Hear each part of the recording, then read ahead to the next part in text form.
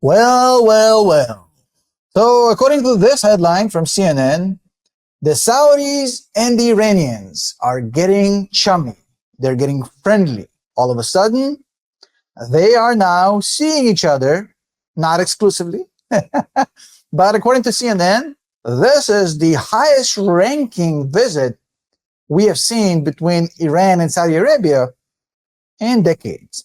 Now, it's actually not decades. In fact, if you know your history a little bit, it's less than 10 years.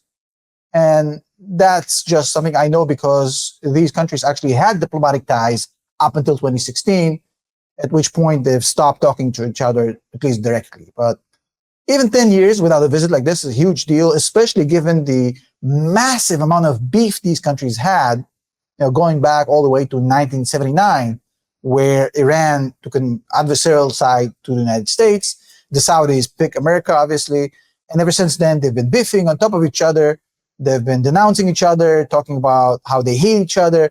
A lot of bad blood between the Saudis and the Iranians. And the big question that you have to ask yourself as a thinking person is like, why are they getting closer now? What's going on? Is it real?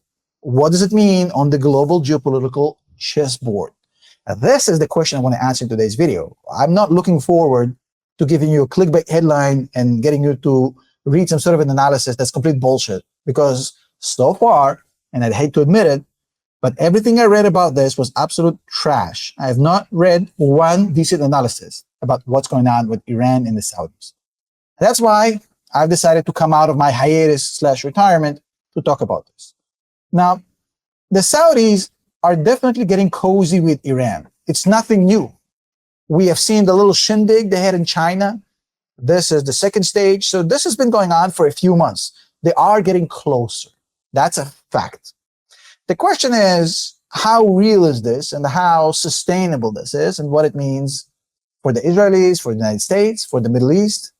I think the timing at which this is happening is actually very, very, very interesting. So the Saudi relations with Iran are a very complex thing. Let's put it this way. Historically speaking, of course, the Iranians and the Saudis have never really liked each other because while Saudis consider themselves as the leader of the Arab Sunni world, well, the Iranians consider themselves as the leader of the Arab Shiite world. And even though I know Iranians are not Arabs, I understand this. But I'm talking generally. Sunni versus Shiite. Saudi versus Iran. That's been kind of the conflict for a long, long time. The pinnacle of this actually came in 1979, where Iran went through the revolution and it took an opposite side to America on the global chessboard.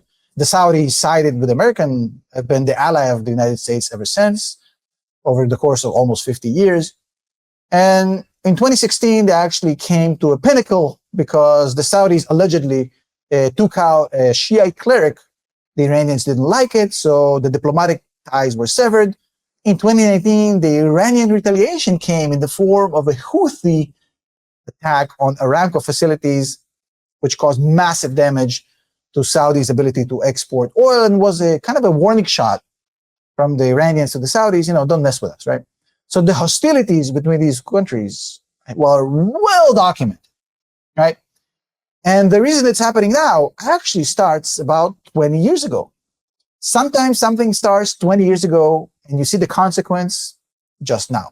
So back in 2003, when America actually invaded Iraq, the unintended consequence of that eventually was the fact that Iran completely took over Iraq. Right now, Iran is the dominant force in Iraq. It controls that country top to bottom, just like they did Syria before the collapse of the Bashar al-Assad regime. And just like they control Lebanon before the collapse of the Hezbollah regime. So this was an unintended consequence. I'm sure nobody in the State Department thought that invading Iraq would lead to Iran taking over, obviously, much like the example of the cobra snakes in India, when the government decided that there's too much cobra snakes in the streets, so they decided to pay a bounty. If you come with a dead cobra snake to the government office, they're going to pay you a reward. So what people started to do is they actually start to breed and raise cobras and bring them to get rewards and benefits. The government got bored of that, and the bounty was canceled. And eventually what happened is all these breeders, well, they saw all these cobras as worthless, so they released them to the wild. And India ended up with a lot more cobras on the streets than they had before the bounty. That was an unintended consequence. And much like the Iran taking over Iraq was an unintended consequence of the United States invasion. Now, with Iran taking over Iraq and Syria and Lebanon, they became a massive, massive force geopolitically in the Middle East. And a lot of this was self-inflicted by the US policy over the years, starting with the Obama days, Trump #1, Biden. It's completely bipartisan to make mistakes in the Middle East for the United States administration, right? So with that in mind, the Saudis have always felt the pressure with Iran getting stronger and stronger, taking over more countries and more proxies. The Saudis got spooked about this a while ago, and this led to them basically trying to figure out a way to protect themselves, especially when just 6 years ago, they got a taste of what happens when Iran is actually trying to screw with you. Because in the Aramco attack of 2019, the Saudis realized, hey, we cannot protect these facilities. I mean, Iranians are too big, too strong. We don't have enough to protect it ourselves. We need US support. Potentially, we need a regional alliance against Iran. And that's how the whole Abraham Accords and the economic corridor and the whole thing started, with Saudi being the focal point of this. So what's going on right now, the coziness all of a sudden, the change of course from the Saudis, has to do with the four things the United States is doing right now in the Middle East. Those four things are causing an unintended consequence, which is the Saudis getting cozy with Iran. Now, I'm not going to sugarcoat anything in these videos, so, if you are offended easily, now's the time to leave this video. So the United States is doing four things right now in the Middle East. Number one, they are actively negotiating with Iran. That is legitimizing Iran. That is making Iran stronger on the global stage, less isolated. That scares the Saudis. Number two, Iran is now pissed off because the United States is actively striking the Houthi rebels in Yemen. That scares the Saudis because the Houthi rebels have retaliated before against the Saudis when they were pissed at Israelis or the United States. Number three, Iran is now being completely kind of bamboozled by the fact that the United States and the Israelis are actively, openly talking about the possibility of striking the nuclear facilities of Iran. So there's actual talks out in the open about the possibility that the United States, with or without the Israelis, will strike the Iranian nuclear facilities.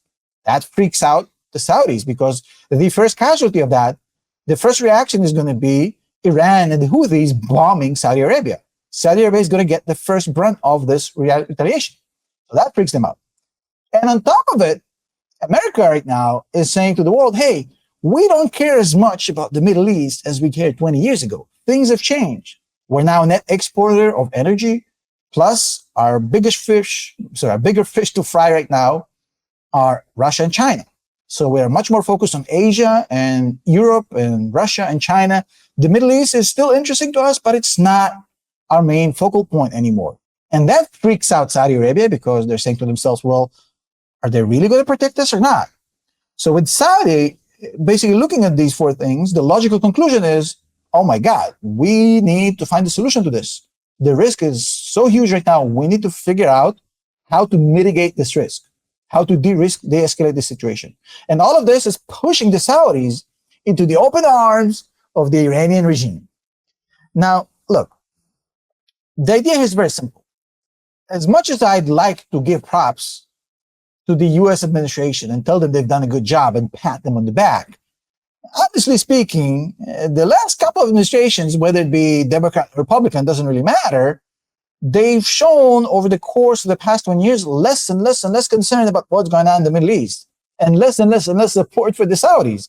The pinnacle of this was when Biden came out and said that he's going to make the leader of Saudi Arabia a pariah in the world because they've killed a journalist.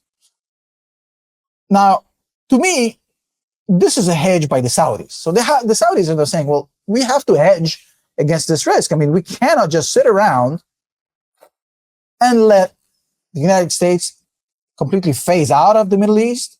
We need to find a solution to this, right? You have to understand that the Saudis are completely oil dependent. We have a lot of talk about diversifying out of oil by 2030, by MBS and all of that. But Aramco, the Saudi oil is how they get to do what they do. And being a large desert territory with no mountains, with nothing to really create a defense geographically, in the middle of nowhere, and all facilities basically concentrated in one little spot, it's very hard to defend geographically, especially for military like the Saudi military. So them going to Iran right now and saying, hey, let's be friends. We're not trying to screw with you. If the Israelis or the Americans, they strike your nuclear facilities, that has nothing to do with us. We're not a part of this. We're not going to allow them to use the airspace, the Saudi bases. We're not going to take part in this. Just know if things happen with the Houthis or the nuclear facilities or none of this, we're not taking part of this. Please don't retaliate towards us, right? And as the United States is ramping up the strikes in Yemen, and as the conversation about a potential strike against nuclear facilities in Iran are getting stronger and stronger, I mean, that's where exactly Saudi is trying to position itself, kind of to distance himself from America, from the Israelis, say, hey, we're your friends. We're not trying to hurt you, right? The reason that Iran is willing to entertain this is because their interests are actually aligned with a lot of the things that Saudi can give them. Number one, Iran is isolated on the global stage. So, having a trading partner such as the Saudis, having an intermediate to the Western world, to Europe, that's a massive plus, right? They now have potentially one less front to worry about, because if the Saudis are basically backing off, saying, hey, we're just going to stay neutral out here, it's one less place to engage in proxy warfare, especially now that they've lost a proxy. They lost one in Lebanon. They lost one in Syria. So they've been losing proxies. They've been bleeding proxies. And if the Saudis back off, well, it's one less front to be concerned about. And on top of it, the grand prize of this, chef's kiss for the Iranians, will be the complete cancellation, annihilation of the Abraham Accords. The normalization between the Saudis and the Israelis dies if the Saudis chummy up with Iran. And if that happens, well, the economic corridor from Saudi to the Israelis to Europe and all this American planning about Middle East economic corridor, which will bypass Iran, that dies as well. So there's a lot to gain to Iran from buddying up with the Saudis, right? Now, as far as the United States administration in this, are they asleep at the wheel? What's going on? Well, not exactly. You have to understand what's going on. Number one, there's a lot of domestic fatigue in America from the Middle East in general. People are kind of fed up about what's going on in the Middle East. I mean, it's been 40, 50 years. People are like, why do we care about what's going on in that part of the world? People don't want to think in geopolitical terms and understand the global chessboard. Why are we spending money and time and concerned about what's going on, in that part of the world? A lot of the voters have that sentiment, which means a lot of the politicians have that sentiment, right? On top of it, the United States in general is concerned about what's going on in the Middle East, because now energy is not as much of a concern as it was in the 70s and the 80s and the 90s. And as I said earlier, they're much more focused on China and Russia right now than Iran and the Middle East. So the Saudis are reading the writing on the wall, and they're acting, right? They're acting, they're taking action. That's normal. Now, what does it mean for the Israelis? Because it seems they will be the ones to get thrown out of the bus if this actually is for real, right? Well, it's not good news. It's not good news for the Israelis, right? They rely on the Saudi versus Iran rivalry, because that was supposed to be the catalyst for normalization with the Saudis and the opening stage of an economic corridor through the Saudis to the Israelis to Europe. And now potentially, if that's going on, well, they may be. And also, if the Saudis chummy up with Iran, well, they're not going to get any support from the Saudis to strike Iran. And on top of it, the isolation of the Israelis in the world, especially in the Arab world, is going to get worse and worse, right? So even though it sounds like doom and gloom, the reality is it's not as bad as it seems. Not for everybody. I'll explain why. What's going on here really, this is the kind of the bottom line of this, right? What's going on here is very simple. there's really two options on how this can play out, right?